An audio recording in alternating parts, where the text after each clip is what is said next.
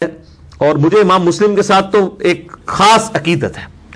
ایک تو انہوں نے اہل بیت کی شان میں بہت ساری روایتیں جمع کی ہیں. پھر انہوں نے اپنے بیٹے کا نام حسین رکھا.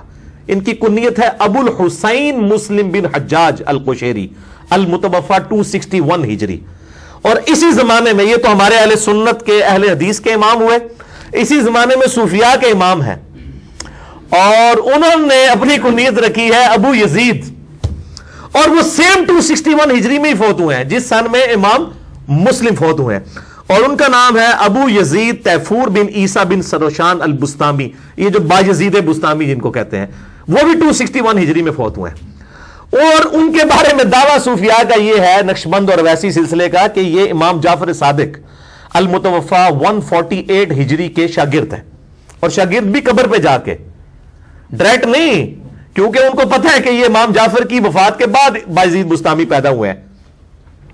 وہ کہتے ہیں قبر پہ جا کے فیض لیا ہے انہوں نے، اور قبر پہ ایسا فیض لیا ہے کہ اپنے پتر کا نام یزید رکھ دیتا ہے. اور نہیں، پتر نہیں سی، بس ویسے کنیت رکھ دی، وہ تو اس سے بھی بڑی غلطی. امام مسلم رکھ رہے ہیں بیٹے کا نام حسین، یہ رکھ رہے ہیں یزید. یزید نام سے ہمیں کوئی چڑ نہیں ہے، صحابہ اکرام کے نام بھی ہے. یزید بن ابی سفیان رضی اللہ تعالیٰ عنہ صحابی رسول ہیں. حضرت معاویہ بھی جو منظر عام پہ آئے انہی کی وجہ سے آگے. وہ جنگ یرموک میں بڑے سپاسلاروں میں سے تھے، ابو عبیدہ ابن جراح کے ساتھ رومن امپائر کے خلاف جو جنگ لڑی گئی، جنگ یرموک. تو ہمیں نام سے نہیں ہے، لیکن ہم یہ کہتے ہیں کہ امت کے دل دکھے ہوئے ہیں. اس وقت تو ظاہر واقعہ کربلا نہیں ہوا تھا. اس کے بعد آہستہ آہستہ پھر ایک طرف آپ امام جعفر، ہم آج امام جعفر سے عقیدت رکھتے ہیں رضی اللہ تعالیٰ عنہ علیہ السلام ورحمہ اللہ تعالیٰ. ہم یزید نام اپنا بیٹا رکھنے کے لیے تیار نہیں. اور ایک بندہ کہتا ہے جی میں اسے فیض یافتہ ہوں، میں پتر نہ یزید رکھا ہے. تو یہ لاجیکلی بات سمجھ نہیں آتی.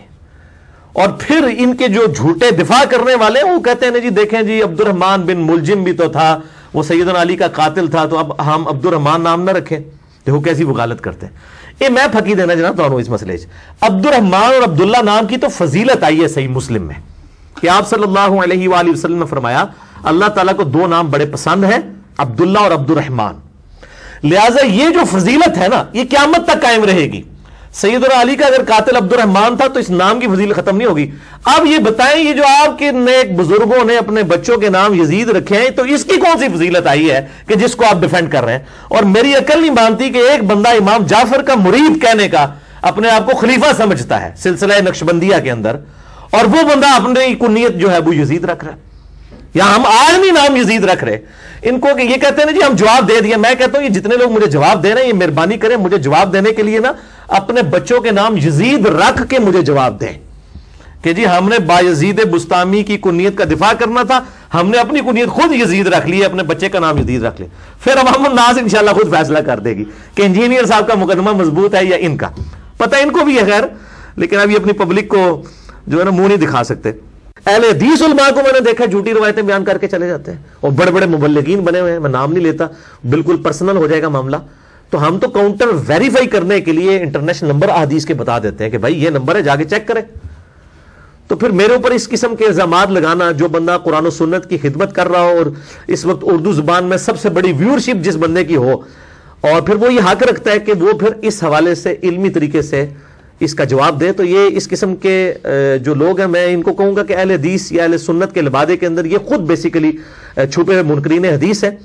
اور میں پہلے تو ان کو علمی جواب یہ تھوڑا سا دیا، میں ابھی ڈیٹیل سے بھی تھوڑا سا دوں گا، لیکن ایک میں الزامی جواب ضرور دے دوں جس کے بغیر جو ہے نا وہ میری تسلی نہیں ہوگی اور ان کی بھی انشاءاللہ تسلی نہیں ہوگی. یہ جو مجھے منکرین حدیث کہتے رہتے ہیں نا، یہ خود سب سے بڑے منکرین حدیث ہیں، کیونکہ صحیح بخاری اور صحیح مسلم میں بنو امیہ کی بدماشیوں کے خلاف جو احادیث آئی ہیں نا، اس سے یہ اس طرح بھاگتے ہیں جس طرح کہ کبوتر جو ہے نا وہ بلی کو دیکھ کے آنکھیں بند کر لیتا ہے.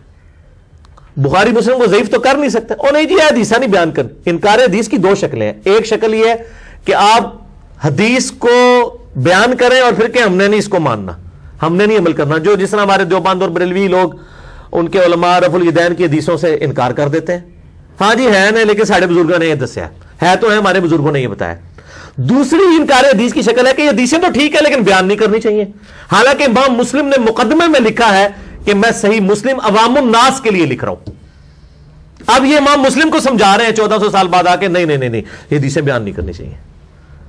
ٹھیک ہے، تو آپ یہ دیکھو کیوں ان کے اپنے ریال، اپنے چندے، اپنے جو وہ سنی شیعہ ٹسل، ایران سعودیہ ٹسل اس کے ساتھ وابستہ ہے، اس لیے بخاری مسلم کے بھی منکر ہو جاتے ہیں، اور وہ حدیثیں کہتے ہیں جی علی لوگوں کو بتاتا ہے، علی لوگوں کے ساتھ یہ کرتا ہے، اور حالانکہ وہ حدیثیں علامات النبوہ کی حدیثیں ہیں، دلائل النبوہ کی حدیثیں ہیں، دلائل النبوہ، علامات النبوہ وہ حدیثیں ہیں، امام بیہقی نے 3500 احادیث الگ سے بھی جمع کی ہیں، دلائل النبوہ امام بیہقی کی کتاب ہے، المتوفہ 458 ہجری، جو امام حاکم کے شاگرد ہیں، اور بخاری مسلم میں باقاعدہ چیپٹرز ہیں اس حوالے سے کہ نبی صلی اللہ علیہ وآلہ وسلم کے نبی ہونے کی دلیل یہ ہے کہ آپ صلی اللہ علیہ وآلہ وسلم نے مستقبل کی خبریں پہلے ہی بتا دی. یہ تو نبی کو جسٹیفائی کرنے والی روایتیں یہ سب سے زیادہ بیان ہونی چاہیے، اس کو کہتے ہیں بیان نہیں کرنی چاہیے.